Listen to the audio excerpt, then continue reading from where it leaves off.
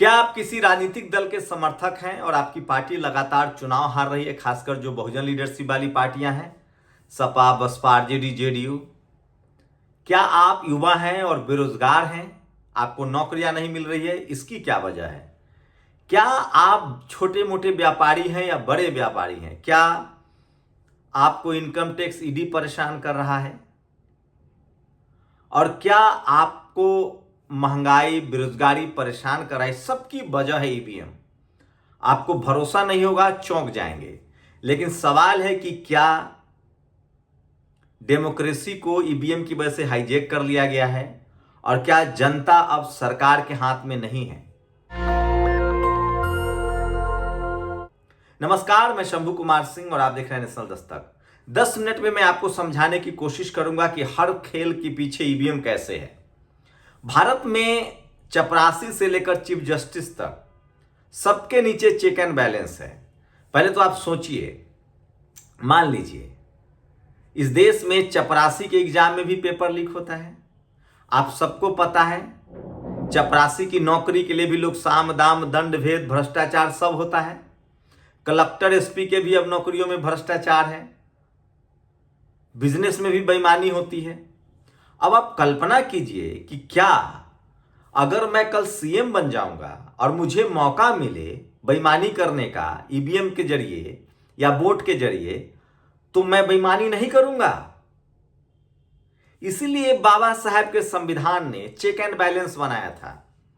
इस देश में सबसे ऊपर संसद है और संसद चलता है संविधान से, और संविधान सीधे सीधे सारा अधिकार जनता को देता है। मतलब इस देश में संविधान जो है वो अंतिम अधिकार जनता को देता है।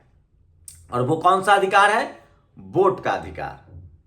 संविधान आपको अधिकार देता है कि अगर आपकी चुनी हुई सरकार आपके पक्ष में काम नहीं कर रही है तो उसको आप वोट डालकर हटा दीजिए।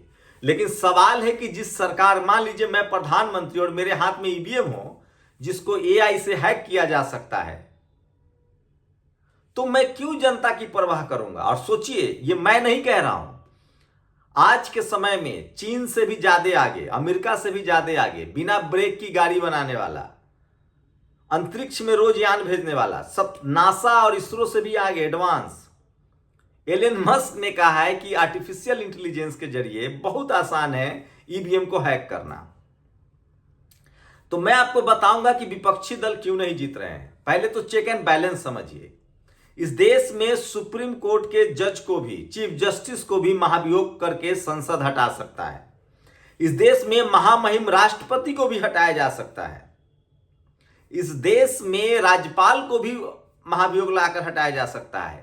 इस देश में डीएम, एसपी को भी बर्खास्त किया जा सकता है। इस देश में मुख्यमंत्री और प्रधानमंत्री को भी बर्खास्त किया जा सकता है। ये सारे अधिकार संसद के पास है। जो सांसद है 545, वो जो चाहे कर सकते हैं। लेकिन वो 545 कौन चुनता है? भारत का नागरिक। तो भारत का संविधान सर्वोपरि है। तो चेक एंड बैलेंस है। जैसे कोई चपरासी है, उससे ऊपर एक पद है, डीएम है, एसपी है, एसडीएम है, दरोगा है, इंस्पेक्टर है। हर जगह एक न एक चेक एंड बैलेंस बना हुआ है। तो सबसे सर्वोपरि कौन हुआ? आपके वोट का अधिकार। लेकिन सवाल है कि आपके वोट का जब डर रहेगा सरकार को, तभी ना वो आपके लिए काम करेगा। जब उसको लगेगा कि मैं तो ईवीएम से चुनाव जीत जाऊंगा, इनको मरने दो। अच्छा, आप सोचिए, सरकार आखिर क्यों ईवीएम से बेईमानी करेगी? वो इसलिए करेगी, और वो क्यों आपको बेरोजगारी और लाचार बेबस रखेगी? दरअसल डिक्टेटरशिप का पहला रूल है कि जनता को मजबूर कर दो। जो खाए अघाई जनता है, जिसका पेट भरा रहेगा, नॉलेज रहेगा, स्कूल रहेगा, अस्पताल रहेगा, वो सवाल पूछेगा। हर कोई चाहेगा कि हमें भी मौका मिले, राजनीति में आना चाहेगा, बिजनेस में आना चाहेगा, स्पोर्ट्स में आना चाहेगा। लेकिन जो डिक्टेटरशिप होता है वो चाहता है कि देश को कंट्रोल करना है। तो कैसे कंट्रोल होगा? अगर कोई व्यापारी है और उसने सवाल पूछा तो इनकम टैक्स ईडी भेज दो। ये हो रहा है। अभी देखिए इनकम टैक्स ईडी की वजह से एक बंदे ने सुसाइड कर लिया। मैं नहीं कह रहा हूं, मैं एग्जांपल दे रहा हूं। कोई बड़ा बिजनेसमैन है, वो नहीं बोल सकता है क्योंकि इनकम टैक्स ईडी का डर है। विपक्षी दल है, वो भी नहीं बोला क्योंकि इनकम टैक्स ईडी का डर है और उसको पता है कि सरकार हमारी आएगी नहीं। तो ना कोई राजनीतिक दल बोल सकता है, ना कोई खिलाड़ी बोल सकता है। इनकम टैक्स ईडी में वो ताकत है, आपको जेल में डाल देंगे, केस बना देंगे। आप विपक्षी दल है, कोई विपक्षी दल का समर्थक है, वो भी नहीं बोलेगा, उसको पता है सरकार क्या कर देगी। तो मैं बार बार यही कह रहा हूं कि अगर विपक्षी दल हार रहा है तो उसकी सबसे बड़ी वजह है ईवीएम, और ईवीएम बिल्कुल ट्रांसपेरेंट नहीं है, भरोसेमंद नहीं है। अब आज के मनुवादी मीडिया क्या कहता है कि बूथ लूट होता था। अरे कितना लाख बूथ लूट लोगे, लेकिन ईवीएम से एआई के जरिए या आराम से चिप्स के जरिए बस वोट ट्रांसफर करना है। वो आसान है तकनीक के जरिए। जैसे 10 लाख करोड़ रुपए लूटना बैंक में जाकर मुश्किल है, लेकिन ऑनलाइन ट्रांसफर कर लेना आसान है। मैंने कल भी कहा था। और आज के समय में विज्ञान का सबसे ज्यादा इस्तेमाल करने वाला शख्स एलन मस्क, जो दुनिया का सबसे अमीर आदमी भी है, जो अंतरिक्ष में स्पेस शटल है, अपना विमान है, अपनी सब कुछ तकनीक पर आधारित है, वो कह रहा है कि ईवीएम फ्रॉड है। तो इस देश में अगर दूसरी कोई पॉलिटिकल पार्टी, अगर आप किसी पार्टी के समर्थक है तो अपने जरूर नेता को बताइए। अगर आप विपक्षी दल नहीं चुनाव जीत रहा है तो उसकी वजह है ईवीएम। इस देश में युवाओं को रोजगार नहीं मिल रहा है तो उसकी वजह है ईवीएम।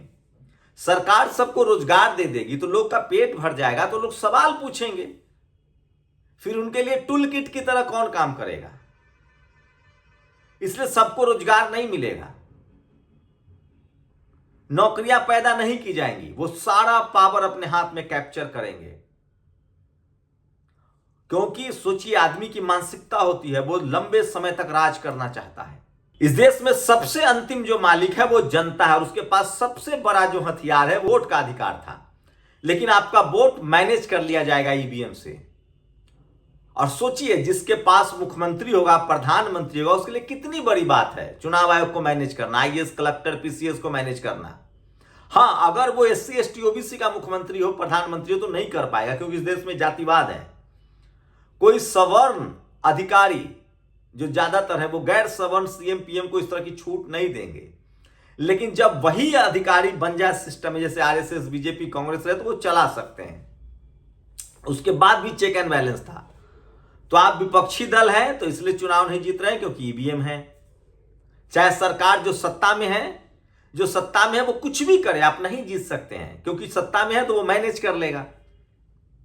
दूसरी बात, आप बेरोजगार हैं तो बेरोजगार ही रहेंगे, आप बोलेंगे तो जेल चले जाएगा। आप बिजनेसमैन हैं, आप सरकार से सवाल पूछेंगे तो इनकम टैक्स ईडी है, पॉलिटिकल पार्टी के नेता है तो इनकम टैक्स ईडी है, युवा है तो आपको बेरोजगार रखा जाएगा, आप कुछ नहीं कर सकते। वोट से आप सरकार बदल ही नहीं सकते हैं। और इस देश में 90% लोग जो खासकर जाति के आधारित पर पिछले हाशिए पर हैं, उनके सारे अधिकार छीन लिए गए हैं। तो इस देश में महंगाई हो, बेरोजगारी हो, हर चीज के लिए ईवीएम, क्योंकि आपका अधिकार छीन लिया गया है। और सोचिए, अगर वोट का डर होता तो सरकार नहीं बेरोजगारी बढ़ाएगी, क्योंकि उसको पता है अगली बार लोग वोट नहीं करेंगे। अगर सरकार को वोट का डर होगा तो वो महंगाई नहीं बढ़ने देगी, क्योंकि उसको दोबारा चुन के आना है। सरकार को डर होगा तो वो सबसे पंगा नहीं पालेगी, सबको इनकम टैक्स ईडी नहीं लगाएगी, क्योंकि उसे पता है कि चुन के उसे आना है। उसे खुद भी डर रहेगा, जो सीएम पीएम होगा, जो अधिकारी होगा, कि भैया हम भी तो कल विपक्ष में जा सकते हैं। मैं इसलिए कह रहा हूं, डेमोक्रेटिक सिस्टम में वोट का अधिकार जो है वो सबसे बड़ा हथियार होता है, और वही हथियार जो है आपका, वो कुंद हो गया है। अब आप कहेंगे कि विपक्षी दल भी जीतते हैं, तो सोचिए, ये पॉलिटिक्स होता है।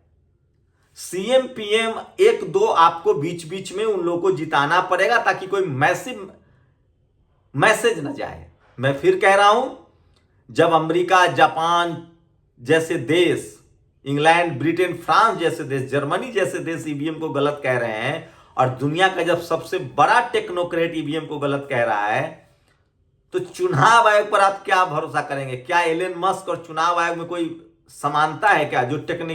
जो बंदा टेक्नोलॉजी में जीता है। तो विपक्षी दलों की हार की वजह ईवीएम है, बेरोजगारी की वजह ईवीएम है, महंगाई की वजह ईवीएम है। और जो आदमी सत्ता में, और मैं फिर कह रहा हूं, मैं भी कल प्रधानमंत्री बन जाऊं, मैं भी मैनेज करने की कोशिश करूंगा। तो इसीलिए वोट का अधिकार जो है वो सबसे बड़ा अधिकार था, जिससे आप बदल सकते थे, वही अधिकार आपका। लेकिन इस पर कोई बोलेगा नहीं, क्योंकि इनकम टैक्स ईडी है। क्या आप मेरी बातों से सहमत हैं? असहमत हैं तो आप इस वीडियो को फैलाइए, लोगों तक बताइए, घर घर भेजिए, ताकि लोगों में जागरूकता तो आए। मैं फिर कह रहा हूं, मैं एलन मस्क और चुनाव आयोग की बात में एलन मस्क की बात मानूंगा, चुनाव आयोग की नहीं, क्योंकि वो विज्ञान का मसला है, वो चुनाव आयोग को नहीं समझ में आएगा। इस देश के तमाम मीडिया पत्रकार की बात नहीं मानूंगा। एलन मस्क ने कहा कि बैलेट पे एआई से हैक हो सकता है, और भारत में आप सब जानते हैं, चपरासी के लिए जब साम दाम दंड भेद होता है तो कोई चीफ मिनिस्टर और प्रधानमंत्री का पद ऐसे ही छोड़ देगा? क्या बात कर रहे हैं? तो आप बेरोजगार हैं, महंगाई के शिकार हैं, इनकम टैक्स ईडी की मार झेल रहे हैं। इसका मतलब है कि आपके वोट की ताकत को जीरो कर दिया गया है, और जो सत्ता में लोग हैं उनको पता है कि ये कुछ नहीं कर सकते हैं। और अमित शाह ने कहा एक चैनल पर कि चुनाव तो हम ही जीतेंगे। शुक्रिया। नेशनल दस्तक की आपसे गुजारिश है कि अगर इसको बचाना चाहते हैं तो नेशनल दस्तक को सब्सक्राइब करने के लिए रेड कलर के सब्सक्राइब बटन को दबाएं, फिर बेल आइकन की घंटी दबाएं। नेशनल दस्तक को बचाने के लिए बहुत जरूरी है कि हर खबर को शेयर करें, लाइक करें, कमेंट जरूर करें।